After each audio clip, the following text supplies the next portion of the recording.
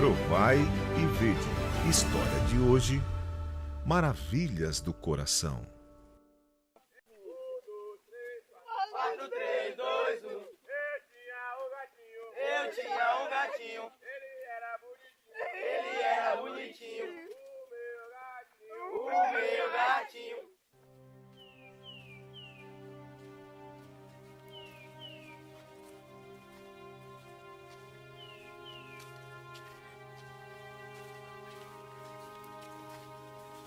Essa é a minha filha Cíntia.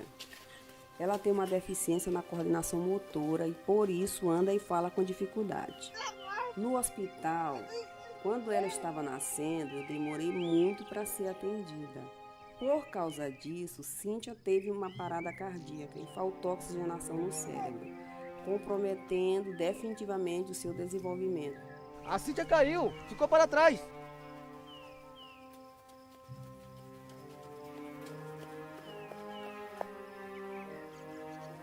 O que aconteceu? Nada, só apenas ela desamarrou o cadarço e eu tirei uma pedra que estava no sapato dela. Ok, tudo bem, Cíntia? Tudo bem? Ok?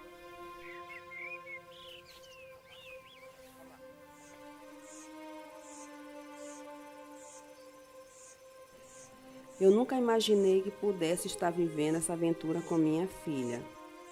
Quando ela tinha apenas 3 anos de idade, nós já sofríamos todo tipo de preconceito e discriminação.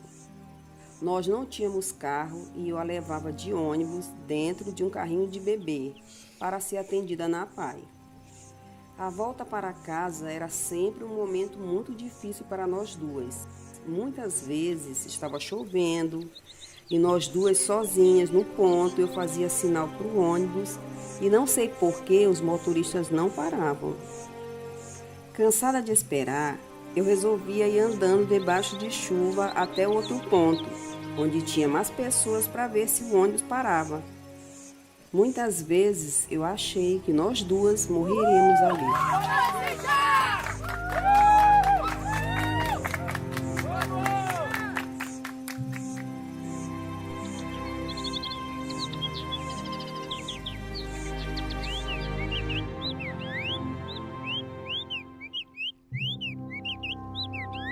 Atenção, clube! Vamos parar alguns minutinhos aqui para fazer uma oração, tudo bem? Oremos. Maravilhoso Deus, Pai amado que está nos céus, obrigado pelo dia, Senhor, por cuidar de nós. Em nome de Jesus. Amém. Cíntia, você poderia recitar um verso pra gente? Sim. Salmo 23. O Senhor é meu pastor, nada me faltará. Ele me faz repousar em pastos verdejantes e habitar na casa do Senhor para todos sempre. Amém.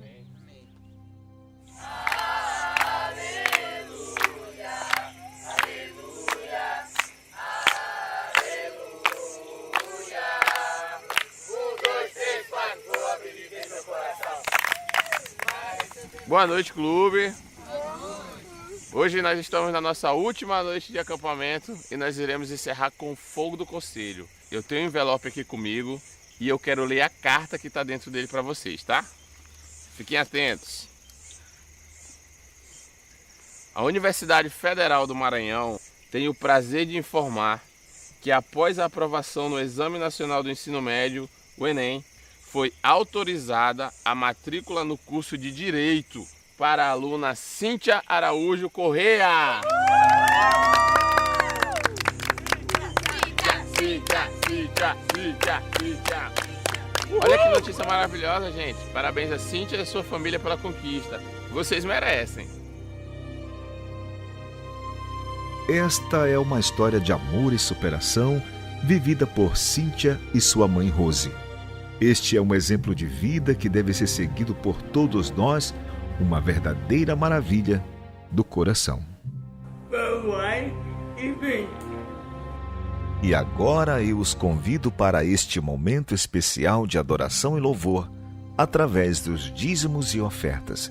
Que Deus os abençoe ricamente.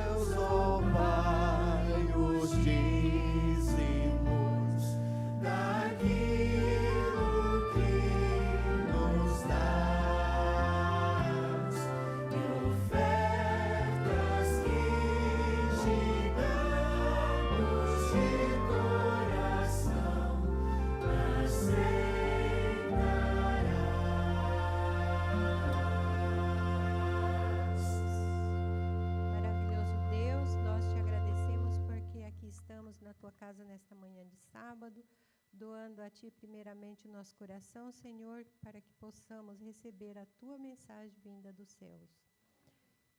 Agradecemos também aqui pelos doadores, ofertantes, que essas ofertas e dízimos seja para o avanço da tua obra aqui na terra. Pedimos, ó Deus, as bênçãos do céu sobre cada um. Em nome e pelo amor do Senhor Jesus. Amém.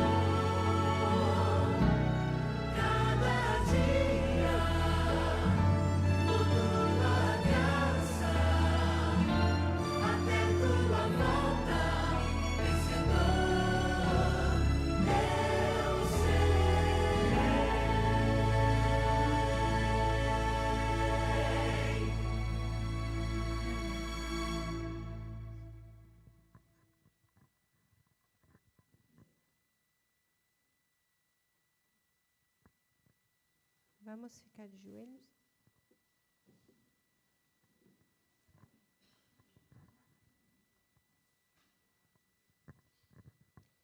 Maravilhoso Deus, nós estamos aqui na tua casa, ajoelhados aqui, buscando a tua misericórdia e a presença do teu Santo Espírito. Fica conosco, ó Deus, neste momento, derramando as bênçãos do céu sobre cada um que aqui está, e que quando nós saímos daqui, ó Deus, sejamos transformados pelo Espírito Santo. Derrama as tuas bênçãos também, através do Espírito Santo, sobre o pastor que vai trazer a tua palavra, que ele seja ungido, ó Deus, pelo Espírito Santo do Senhor. Que esta mensagem possa ser para a transformação do nosso viver diário. Perdoa onde nós falhamos e visita cada lar. Nós te pedimos as bênçãos dos céus e desde já te agradecemos em nome de Jesus. Amém.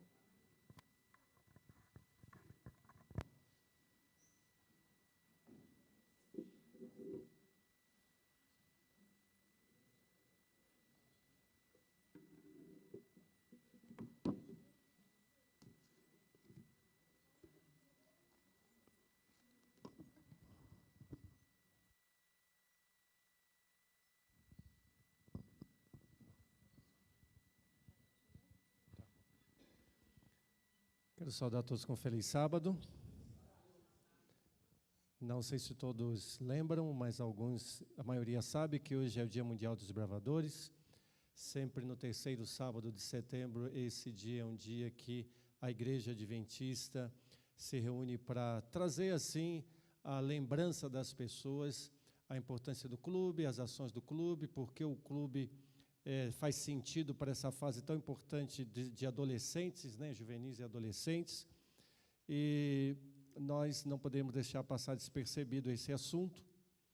Recentemente nós tivemos aqui o desfile de aniversário da cidade, onde os clubes, tanto desbravadores como aventureiros, participaram, e nós tivemos aqui uma intervenção especial. Quero agradecer ao irmão Cláudio, que nos ajudou muito para que a gente conseguisse participar das atividades, inclusive incluindo o Ministério da Mulher com a campanha Quebrando o Silêncio, que coincidiu com o mesmo final de semana. Mas, especialmente, o prefeito mandou uma mensagem para nós, em áudio, e essa mensagem dizia que ele ficou muito feliz pela participação dos clubes, e me chamou a atenção a visão dele, né, lá ali daquele palanque. Ele disse assim, eu tenho áudio aqui, não vou publicar, mas só para resumir, ele disse que achou muito importante duas coisas, né? E é interessante isso, né?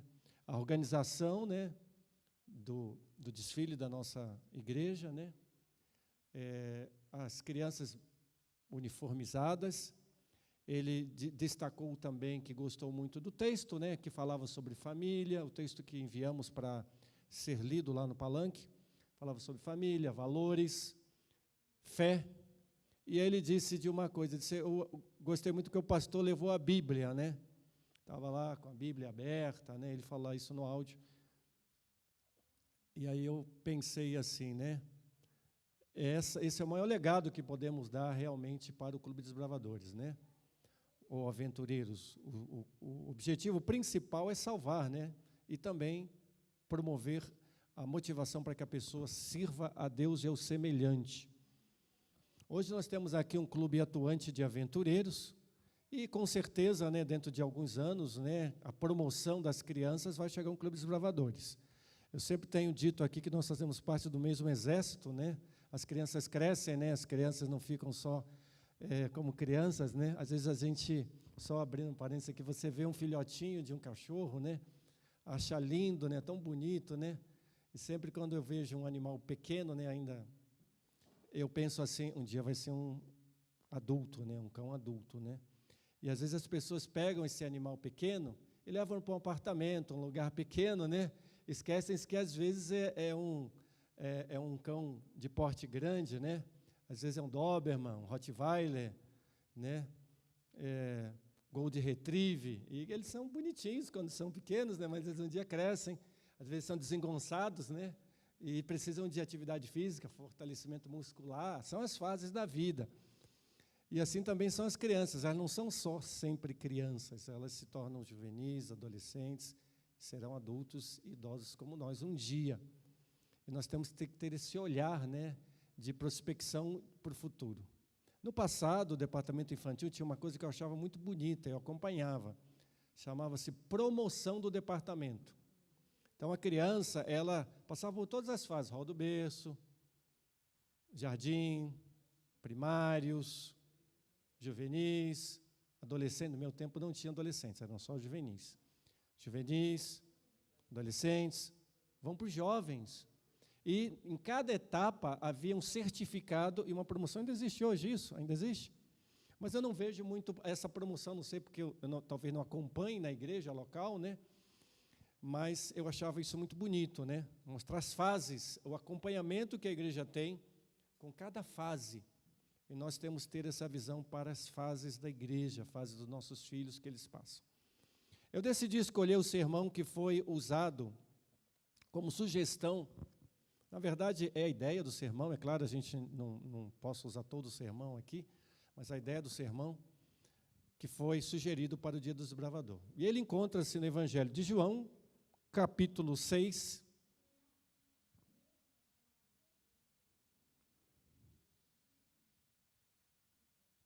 esse texto é repetido nos 4 evangelhos. Sempre eu digo que quando um texto é muito importante, ele é replicado nos evangelhos chamados sinóticos, os 4 evangelhos. Ele está em Mateus, Marcos, Lucas e João. Foi escolhido o texto de João especificamente por algumas peculiaridades, mas ele está relatado nos 4 evangelhos. Cada evangelista tem uma visão com alguns detalhes acrescentados ali sobre o assunto. E João tem a sua ênfase. A ênfase de João é a divindade de Jesus, é a natureza divina de Cristo. Então, nós temos que olhar com esse olhar essa mensagem. E eu quero convidar você a acompanhar conosco o Evangelho de João, capítulo 6, os primeiros versículos. Vamos orar? Bom, Pai, agradecemos Tuas bênçãos e cuidado. Pedimos que nos dê nesse momento uma oportunidade novamente de podermos refletir sobre Tua palavra, tomar decisões ao Teu lado. Queremos pedir uma bênção especial sobre as crianças da nossa igreja. Aqui nós temos um clube de aventureiros, como já disse, atuante. Abençoa cada pai, cada família, cada criança, e que realmente seja cumprido o Teu propósito na vida de todos nós, em nome de Jesus. Amém. O primeiro versículo começa dizendo assim: algum tempo depois, Jesus partiu para a outra margem do mar da Galileia, que é o mar de Tiberíades, e grande multidão continuava a segui-lo. Jesus, ele queria um lugar à parte, solitário, ele estava cansado, e ele procurou partir para o mar de Tiberíades, ali, mar da Galileia. Só que a multidão o acompanhou atravessando a pé, no entorno ali onde havia areia. Jesus proferiu nesse lugar o sermão que ele pregou sobre a semente, sobre o semeador, a parábola do semeador. E uma multidão se reuniu e olha o que acontece. Então Jesus subiu para o monte e sentou-se com os seus discípulos. Estava próxima a festa judaica da Páscoa, era próxima a Páscoa. E como se aproxima a Páscoa, muitas pessoas, famílias de regiões no entorno de Jerusalém, iam até Jerusalém para celebrar a Páscoa. Então era um movimento especial, não era uma data simples, comum. Muitas famílias planejavam o ano inteiro para se fazerem presentes nessa data especial que era a Páscoa. Levantando os olhos e vendo uma grande multidão que se aproximava, Jesus disse a Filipe: onde compraremos pão para esse povo comer?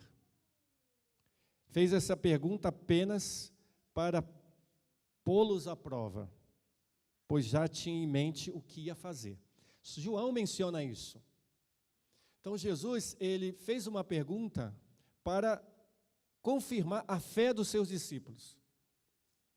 E a resposta dos discípulos os surpreendeu, né? Olha o que os discípulos disseram. Filipe respondeu: 200 denários não comprariam pão suficiente para que cada um recebesse um pedaço. Um denário é a diária de um trabalhador. 200 denários são 200 dias de trabalho de uma pessoa. Vamos supor aí uma diarista, né? Então, 200 vezes o valor de uma diarista. Vamos mais ou menos colocar assim. Um denário era um dia de trabalho de uma pessoa lá em Jerusalém. E Filipe respondeu, não seria suficiente 200 denários para atender essa multidão de pessoas. Outro discípulo, André, irmão de Simão, Pedro, tomou a palavra. Aqui está um rapaz com 5 pães de cevada e 2 peixinhos. Mas o que é isto para tanta gente? A palavra usada aqui, rapaz, ela é usada apenas 2 vezes na Bíblia. 2 vezes. No Novo Testamento. A palavra é pairadon. Ela é usada para criança. Porque quando você lê rapaz, eu já imagino aí 18 anos, 17 anos, 20 anos, 23 anos, 25 anos, né? Mas a palavra aqui não é para jovem. Pairadon é criança. E nós vemos isso no Evangelho de Mateus, capítulo 11. Deixa eu pegar aqui o texto. Mateus 11, verso 16. Lá em Mateus 11, 16 fica mais claro na nossa tradução em português. Essa é a segunda vez que na Bíblia é usada a palavra pairadon. Mateus 11, 16.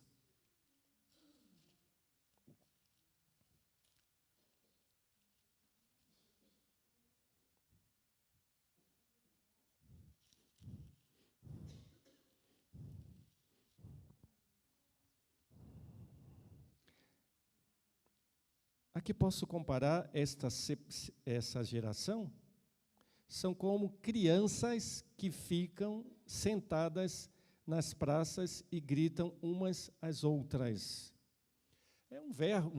Era um provérbio, né, que existia. Nós tocamos flauta, mas vocês não dançaram. Cantamos um lamento, mas vocês não se entristeceram. Isso era um provérbio judaico da época, né? Jesus cita esse provérbio e ele diz, a quem compararei essa geração? Compararei a pairadon, como crianças. E a palavra usada no Evangelho de João, e só João usa essa palavra, é crianças. Então ali havia uma criança com 5 pães e 2 peixinhos.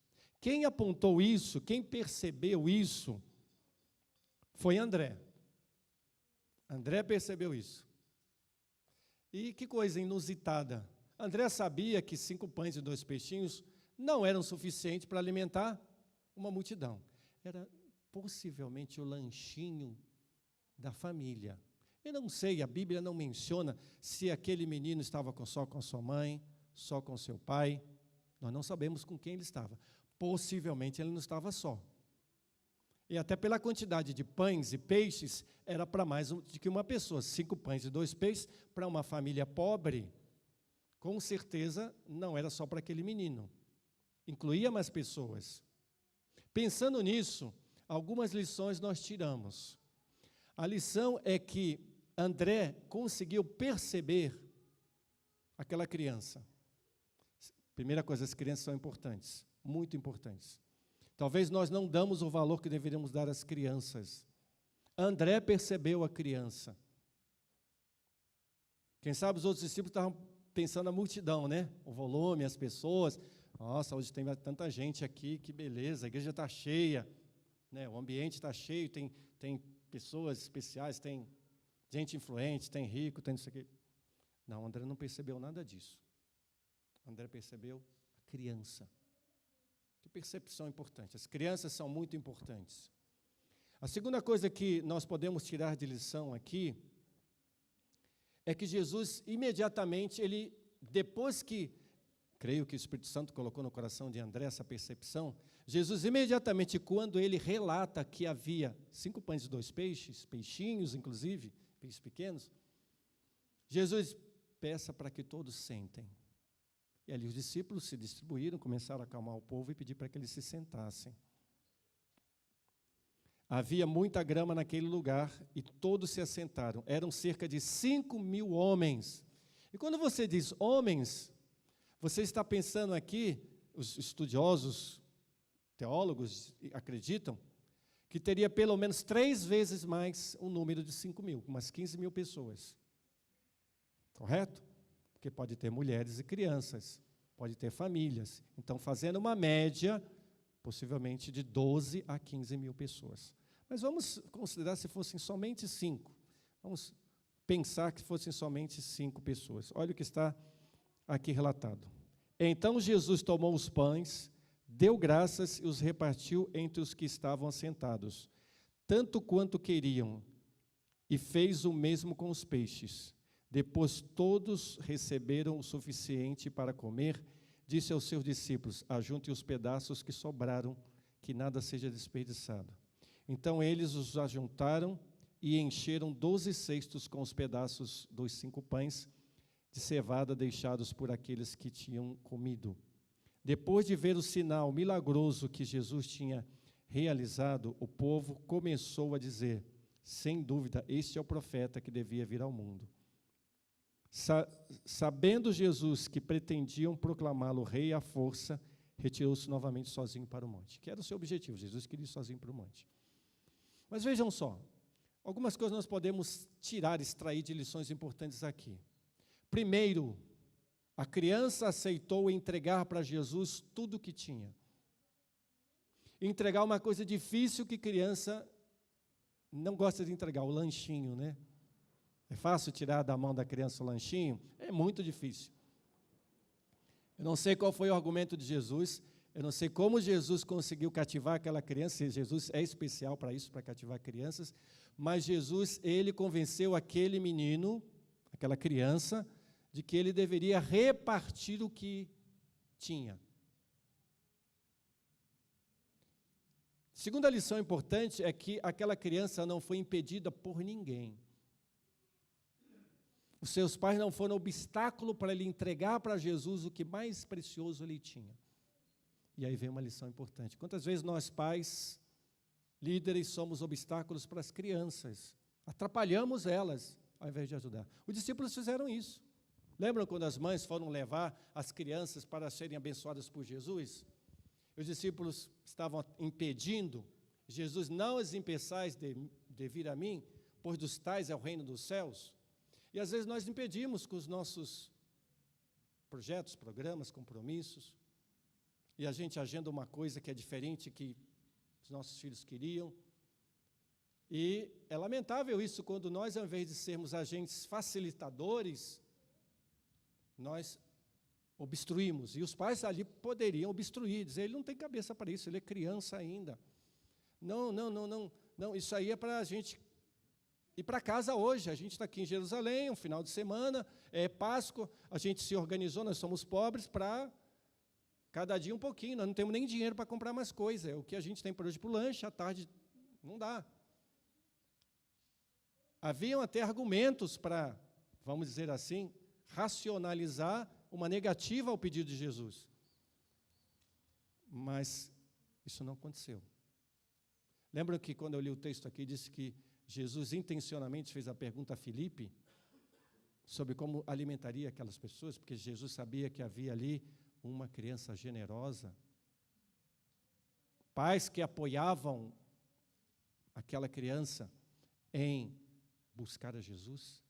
Pais que apoiavam aquela criança em se entregar a Cristo. E eu preciso contar uma história, eu já contei para a comissão da igreja, mas eu vou contar para vocês. Eu estava como pastor da escola de Hortolândia. Iniciei uma classe bíblica e nós normalmente, quando estamos na escola, nós preferimos a fase de 5ª série, né? Hoje é o 6º ano, até a 8ª série, lá era ensino fundamental, para preparar as crianças que estão numa fase de idade um pouco maior para o batismo. Eu preparei uma classe bíblica, comecei a estudar com as crianças ali,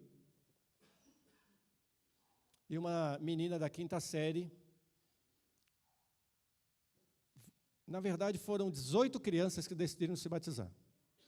Mas me chamou a atenção uma menina, que ela veio, estava toda feliz, animada, participou da classe com as crianças, mas o pai dela era muito rígido, era um comportor efetivo, antigo, um homem trabalhador, Mas ele era muito rígido. E aí, eu chamei-a, agendei a visita para preencher a ficha batismal dela, e ao chegar na casa dele, ele disse assim, olha, a minha filha não está preparada para o batismo. Eu falei, mas ela tem esse desejo. O preparo o Senhor pode dar continuidade.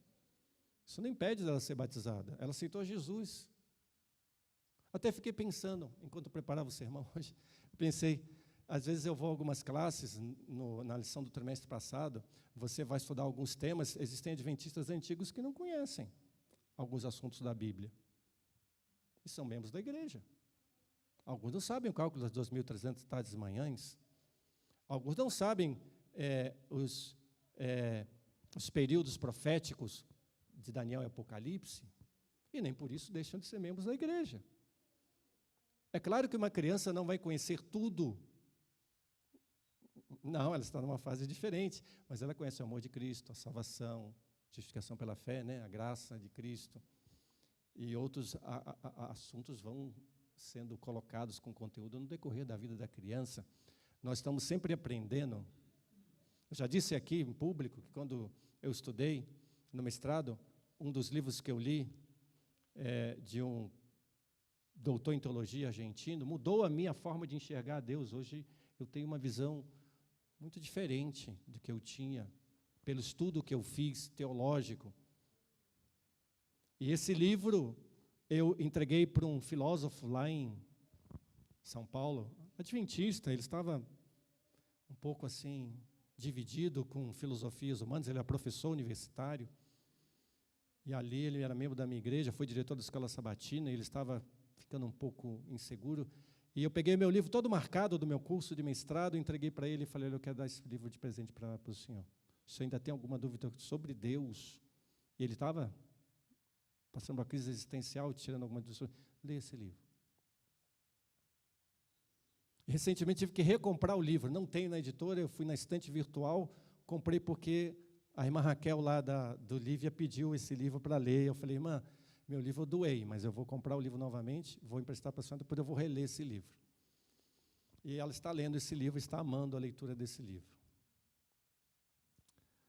Mas por que estou contando isso? Porque a gente sempre está aprendendo, sempre há espaço para aprender. Você não pode esperar de uma criança que ela tenha todo o conhecimento. Até porque ela não conhece muito o abstrato, né? Ela vive o mundo do concreto. As coisas, para elas, a visão de vida dela é diferente que a nossa. Qualquer pessoa que estuda pedagogia sabe disso. Mas vamos lá. Aquele pai, voltando ao assunto do pai, disse, pastor, no ano que vem a minha filha vai se batizar. Esse ano não. Tudo bem, ela quer se batizar esse ano, mas o senhor vai adiar para o ano que vem? O senhor é pai, o senhor é responsável, né? O senhor que sabe. E ele disse, eu vou estudar com a minha filha. Eu vou estudar com a minha filha. Tá bom, tudo bem. E ele estudou com a filha, é um homem dedicado, muito rigoroso, como eu disse. E no ano seguinte ele trouxe a filha para se batizar. Mas o rostinho, o olhar dela, eu percebi que era muito diferente. Ela já não era mais uma juvenil, já era uma adolescente. De um ano para outro, muita coisa mudou. Pode parecer que não, mas muda. E eu vi um olhar triste naquela criança. Aí ele me deu o estudo bíblico. Está aqui, pastor. Está aqui o estudo bíblico. Eu que dei o estudo, e ela está preparada para se batizar. Intelectualmente, possivelmente, mas emocionalmente, será que está? E ela foi batizada. Tristeza. Pouco tempo depois ela saiu da igreja, na fase mais difícil da vida, que é a adolescência. Na fase mais difícil da vida, ela saiu da igreja. Quando ela tinha ali 12, 13 anos, 5 anos depois, eu estava almoçando num restaurante vegetariano lá em Campinas. Enquanto almoçava com um aluno, ex-aluno meu da Escola Adventista, o Danilo. Eu tenho muita amizade com a mãe, a família. Eu que batizei o Danilo. E ali nós estávamos almoçando. Ela viu o Danilo, me viu e ela veio me abraçar, feliz da vida e tal. E eu percebi que ela já não estava mais na igreja por características específicas que ela estava portando. E ela demonstrou um olhar assim, e ela falou uma coisa para mim, que me deu um sinal de esperança. Pastor, você lembra da minha história? Eu falei, lembro. Lembro do seu olhar no dia que seu pai disse que você não iria se batizar aquele ano, com seus amigos da escola. Eu me lembro do seu olhar. Ele disse, pastor, o senhor sabe, o senhor entende. Eu não fiquei na igreja. Porque quando eu queria, o meu pai não permitiu. Quando eu não queria mais, ele me forçou a que eu fosse batizada. Mas eu quero voltar para Jesus, enquanto há tempo. Eu não desisti, aquela semente, aquilo que foi colocado em meu coração no início, ainda continua lá dentro. Eu preciso voltar para Jesus. Mas é tão difícil, pastor, agora que eu sou jovem.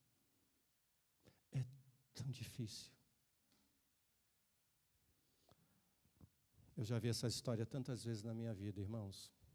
Como pastor de coração e com amor, eu quero dizer para vocês, eu já vi essa história tantas vezes na minha vida. Às vezes nós, como pais, somos às vezes zelosos, né? Entre aspas, né? Somos zelosos, não, né? E vou ser sincero para vocês, eu não tenho, aos 33 anos de ministério, preocupação com o alvo de batismo. Um alvo importante, uma meta, deve ser cumprida.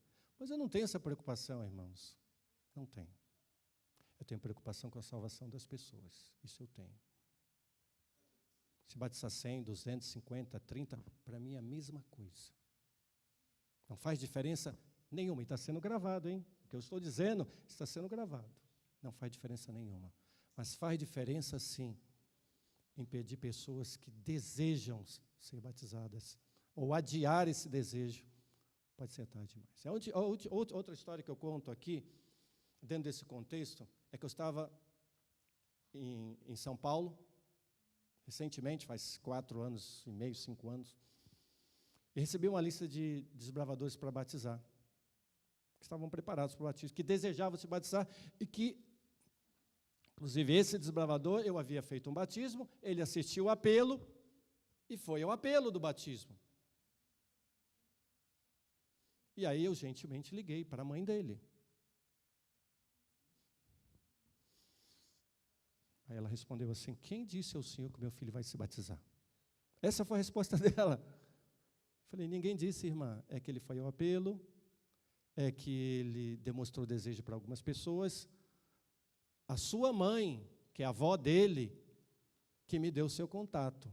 Mas eu quero que a senhora sinta-se à vontade. Para mim, o batismo é uma coisa espontânea, de livre-arbítrio, e que ninguém deve impedir, mas é espontânea. Não, meu filho não vai se batizar. Tá bom, irmã. Não quer que eu faça uma visita? Não precisa, meu filho não vai se batizar.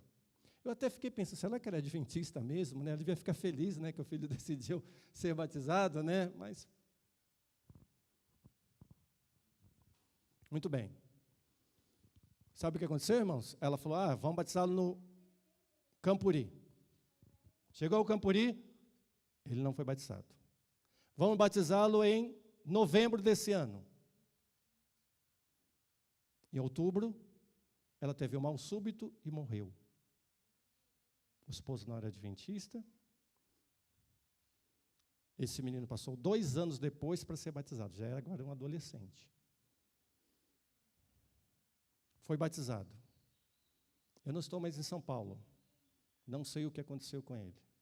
Mas me preocupo com esse já adolescente. Quando o desejo dele, quase 3 anos antes, era ser batizado. Primeiro, a mãe não viu o batismo do filho. Muito triste isso, né? Poderia ter descansado tendo visto o batismo do filho.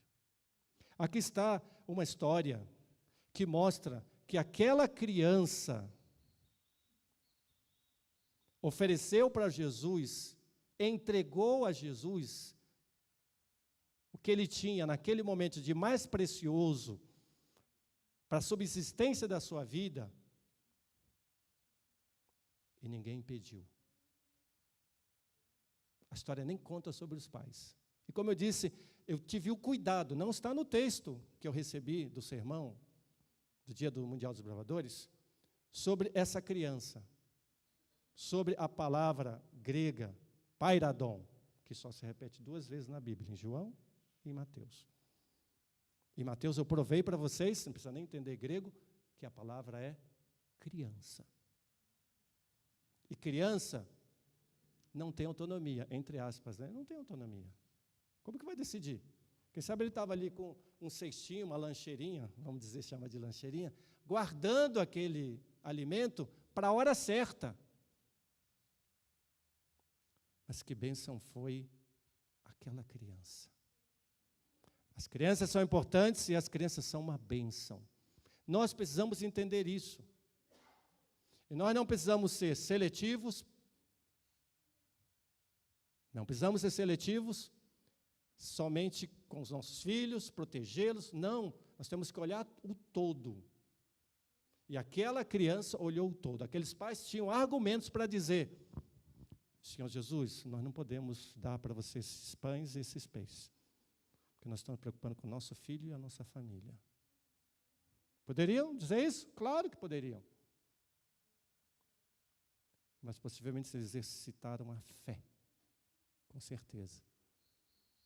Jesus sabia o que ia acontecer, a presciência de Deus. João está aqui mostrando uma característica da divindade. Jesus sabia o que ia acontecer. João é o evangelista que fala sobre a divindade de Jesus. Jesus está revelando aqui a sua presciência. Ele sabia o futuro, ele conhece o futuro. Jesus não usou para o seu próprio benefício a sua divindade, mas para o benefício das pessoas. Jesus queria trazer uma lição para Filipe, André, seus discípulos, aquela multidão, e para nós hoje aqui na igreja de São João, você que está hoje aqui. Jesus quer dizer para nós que vale a pena confiarmos neles cegamente. É uma confiança cega, irmãos. Quem vai entregar o pão, a comida para um estranho? Jesus estava recém começando o seu ministério. Como que alguém vai entregar isso para um estranho? É um ato de fé. E a generosidade. Tudo que a gente faz que é egoístico, egocêntrico, não tem resultado. Mas tudo que a gente faz e pensa que é pensando no próximo, na salvação das pessoas, é frutífero e se multiplica extraordinariamente. Como que 5 pães e 2 peixinhos alimenta 5 mil, 12 mil, 15 mil pessoas? Tem 2 ingredientes aí. Primeiro ingrediente, a generosidade. Sabe o que os discípulos dizem nos outros evangelhos? Senhor, dispensa eles, vai escurecer, já está ficando tarde. Lembram disso? Nos outros evangelhos diz isso. João não menciona, mas Marcos, Mateus mencionam. Despede o pessoal, é muita gente. A gente não dá conta de... Mesmo que a gente for buscar nos povoados, nos outros evangelhos está dizendo isso. Se você for aos outros povoados, você não vai conseguir comida suficiente para atender essas pessoas. O melhor é dispensá-las. E imediatamente Jesus diz, peça para que as pessoas se assentem. Olha, generosidade. Amor. Jesus sabia que muitas daquelas pessoas não tinham comido uma refeição, vinham de viagens distantes para a Páscoa. Jesus sabia que muitas delas não teriam uma refeição tão cedo. E aqui demonstra que foi um farto, né? Quando reúne muita gente, as pessoas parecem que têm fome, né? Comem bastante, né? Não é assim? As pessoas comem bastante, junto à panela, acampamento, parece que a fome aumenta, né? A gente está junto, conversando ali, e aquelas pessoas comeram tanto que sobrou, ainda sobrou. Jesus pediu para que não houvesse desperdício, recolhessem 6 do que sobrou.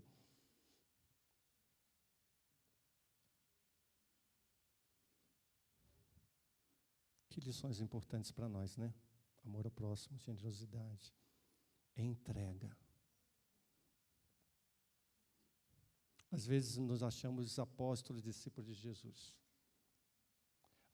Achamos que estamos fazendo até o trabalho de Deus, mas estamos obstruindo as pessoas de virem a Cristo. E Jesus foi muito claro que nós não podemos impedir que as crianças venham até Ele. Por isso que a Igreja Adventista, inclusive a nossa igreja aqui, tem um trabalho muito específico para as fases do departamento infantil, para os aventureiros, os desbravadores.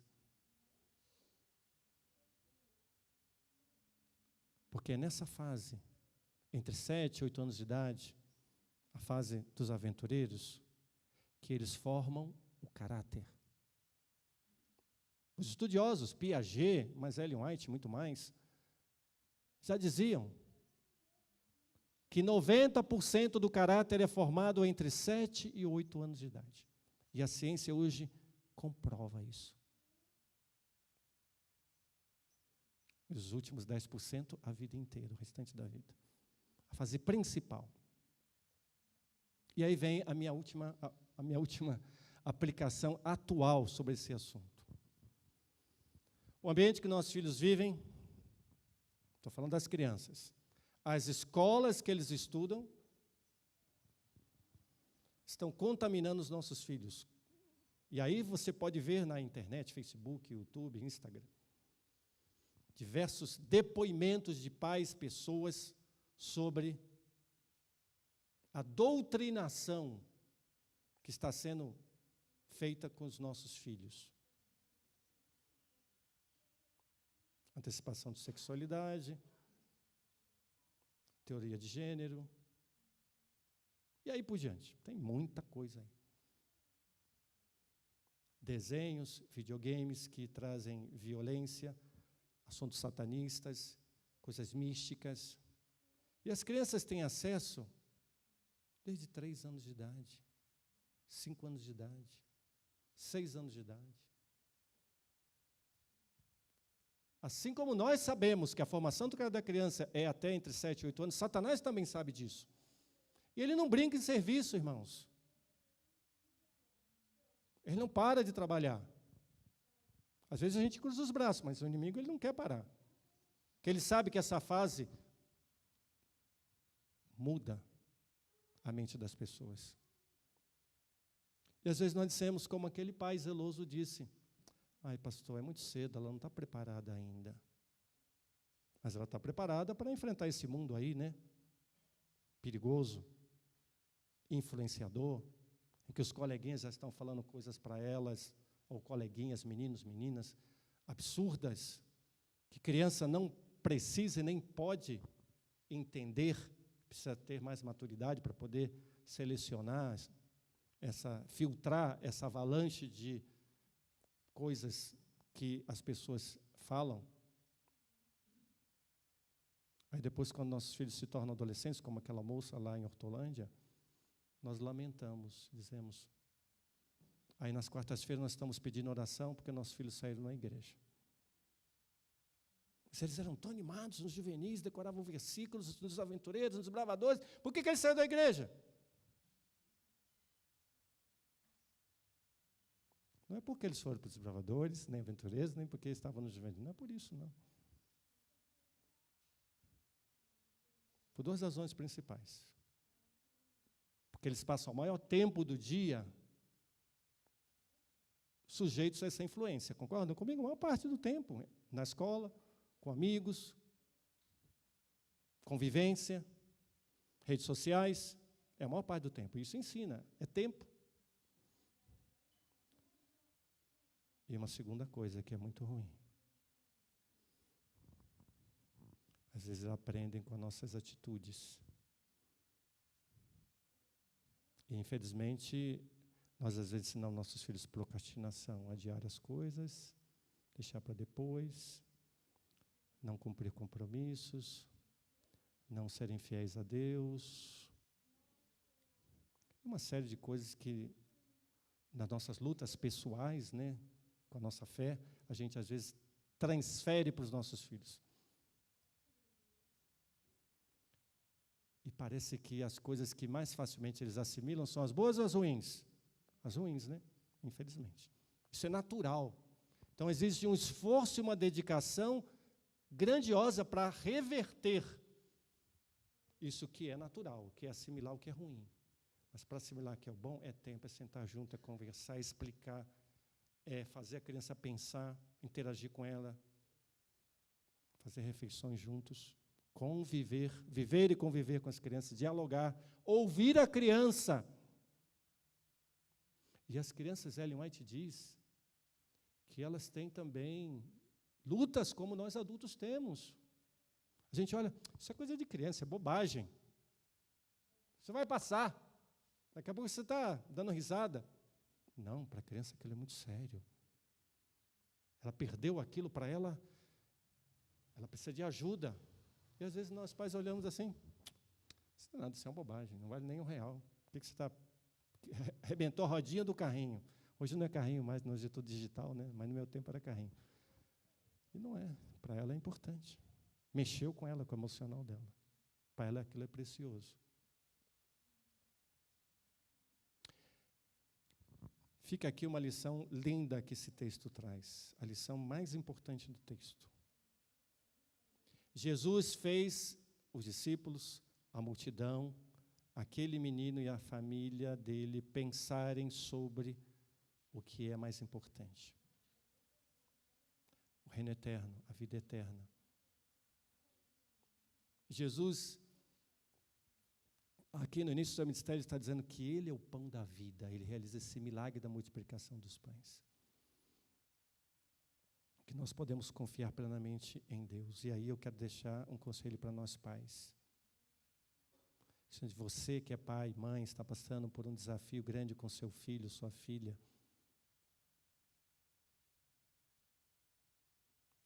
confie em Deus.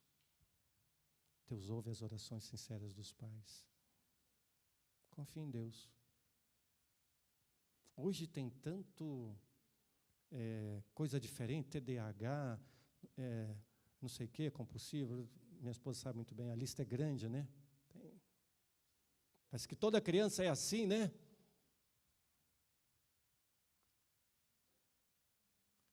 Confie em Deus. Coloque-se nas mãos de Deus. E quando o seu filho, a sua filha disserem, eu quero servir a Deus. Não, você não está preparada para isso, não. Não faça isso, pai. Pelo contrário, estimule, motive. Porque você está correndo risco de mais adiante. Depois de 3, 4, 5, não é muito tempo, 2, 3, 4, 5 anos. Você pedir para o seu filho buscar Deus, ele ser. Quando eu queria, o Senhor me proibiu. Agora que eu não quero mais, o Senhor quer me forçar a fazer? Agora eu tenho autonomia. Ninguém quer isso para a sua vida, né? Eu também não quero isso. Então, apelo a você. Que história linda essa história. Dessa criança que foi usada por Deus com as mãos de Jesus a realizar um milagre para multiplicar o que ele tinha único, 5 pães e 2 pequenos peixes. E Jesus pôde usar uma criança para simbolizar o poder que ele tem em usar crianças para salvar vidas. Deus abençoe você.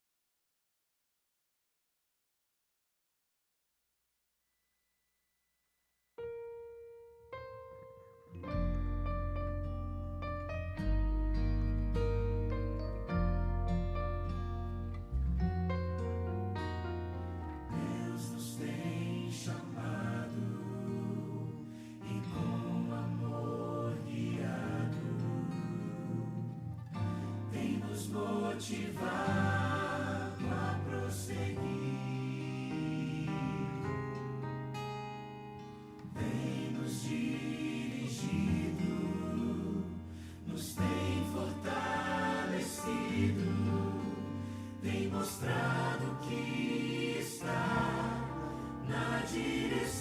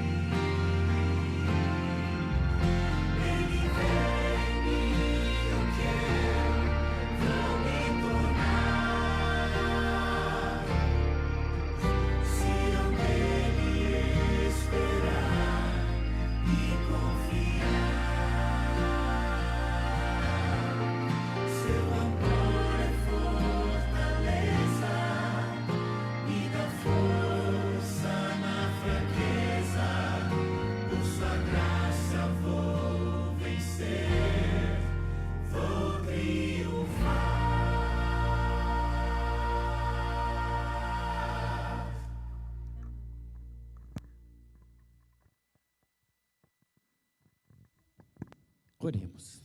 Obrigado, Pai de amor, porque o Senhor nos trouxe à sua casa de oração para ouvir e guardar no nosso coração a mensagem que aqui foi dada. Que ao sairmos, depois da escola sabatina, saímos para os nossos lares repleto do amor que o Senhor tem para conosco. Dai-nos a sua bênção e a sua paz, isso nos basta em nome de Cristo Jesus. Amém.